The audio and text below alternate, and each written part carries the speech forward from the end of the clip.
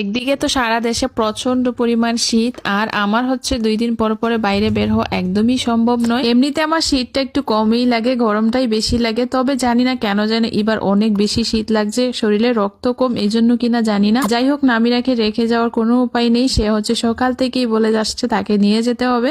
বকবক তো করছি আমি তার সাথে যেতে যেতে, কিন্তু ভিতরে তো টেনশন কাজ করছে, কারণ ছোট বেবিকে বাসায় রেখে গিয়েছি, অত বেশিক্ষণ থাকতে পারবে না, কান্নাকাটি করবে জানি আমি। তারপরও আজকে যে কাজগুলোর জন্য যাচ্ছি কাজগুলো অনেক বেশি। বেবি হওয়ার পর আজকে নিয়ে দ্বিতীয় দিন বের হচ্ছি। আগে তো 1 বছরের ভিতরে আমি বিশেষ কোনো কারণ ছাড়া স্পেশালি ডক্টর দেখানোর জন্য বেরিয়েছি, এছাড়া একদমই বের হইনি। শরীরের অবস্থা অনেক বেশি খারাপ ছিল, এখন আলহামদুলিল্লাহ অনেকটা সুস্থ। তবে ছোট বেবি রেখে যাওয়াটাও কিন্তু এখন সমস্যা। তবে আজকে ওদের জন্য কিছু কেনাকাটা করতে আসছি, পাশাপাশি আমার জন্য কিছু কেনাকাটা করতে হবে। আমি কিনবো কসমেটিক্স আর ওদের জন্য কিছু গেঞ্জি নিবো আর কি। বাসার ভিতরে তো অনেক ঠান্ডা, আর বাহিরে তো কথাই নেই। নামিরার বাসায় পরার জন্য কিছু পাতলা পাতলা গেঞ্জি নিব, সে ভারী কাপড়গুলো একদমই পরতে চায় না, এই জন্য পাতলা পাতলা গুলো নিবো আর কি। গেঞ্জি দেখছিলাম আমি এখানে, এইগুলো সুন্দর ছিল দেখতে অনেক, কিন্তু একটু ছোট ছিল, ওর সাইজে হচ্ছিল না।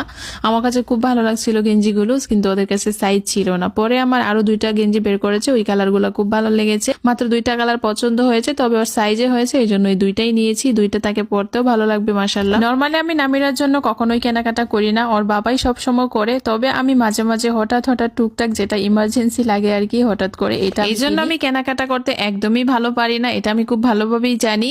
আমি নরমালি গিয়েছিলাম হচ্ছে নামিরার জন্য গেঞ্জি কিনবো, তবে জিন্স কাপড়ের এই জ্যাকেটটা দেখে তার খুব ভালো লেগেছে, এই জন্য এটাও নিয়ে নিলাম। তবে এটা দাম একদমই বেশি না, মাত্র 400 টাকা নিয়েছে, তাকে পরেও ভালো লাগছে মাশাআল্লাহ। একটা প্যান্টও নিয়েছিলাম আর 2-3টা গেঞ্জি নিয়েছিলাম। তারপরে ছোট জনের জন্য নিয়েছিলাম 2-3টা গেঞ্জি সেট। একটা সময় পরে আসলে আমাদের নিজেদের জন্য কোনো কিছু কিনতে ইচ্ছে করে না, যতই মার্কেটে যাই না কেন। আমার নিজের জন্য কখনোই মনে হয় না যে এটা কিনি, যখন যেটা একদম বাধ্যতামূলক হয়ে যায় তখন সেটা কিনি। আমি জানি আমার মতো সব মায়েরা একই রকম, যেখানেই যাই না কেন শুধু বাচ্চার দিকেই ফোকাস থাকে, যে বাচ্চাকে কোনটা করলে ভালো লাগবে, কোনটা কেনা যায় বাচ্চার জন্য। যাই হোক, বাসায় চলে আসলাম। আস্তে আস্তে অলরেডি ছোট বেবি কান্নাকাটি শুরু করে দিয়েছিল, তো ওকে ঠান্ডা করে এখন হচ্ছে কি কি কিনেছি এগুলো একটু বের করছিলাম। নামিরা তো তার যেগুলো কেনা হয়েছে এগুলো অলরেডি পরেই বসে আছে, এখন সে ছোট বেবির কাপড়গুলো বের করছে। ছোট বেবিও সজাগ, সাথে শুয়ে শুয়ে সে দেখছে আমাদেরকে। অনেকেই কেনাকাটা করতে ভীষণ পছন্দ করে বা শখ, কিন্তু আমার কাছে জানি না কেন জানি এই কাজটা একদমই বিরক্তকর লাগে, আর এখন তো সময়ই নেই। তো এখানে 2টা গেঞ্জি সেট নিয়েছিলাম ছোট বেবির জন্য, 2টাই অনেক বেশি ভালো লেগেছে আমার কাছে। এখান থেকে এই গেঞ্জিটা ভীষণ সফট, এখন এটা আমি ওকে পরাবো। আর নামিরা তো তার বোনকে একটু পরে পরে আদর করতে চলে আসে, সে ভীষণ টেক কেয়ার করে, আমার অনুপস্থিতিতে সে দেখে রাখে, আর একটু পরে পরে এসে আদর করবে। ছোট বেবির তো এসব এখন ভালো লাগে না, ও তো কান্নাকাটি করে দেয়, কিন্তু সে একটু পরে পরে আদর করবে। এখন যেহেতু অফিসেরও ছুটিতে আছি, অফিসের কোনো টেনশন নেই, এখন সারাদিন শুধু তাদের দুজনকেই সময় দিতে দিতে চলে যায়।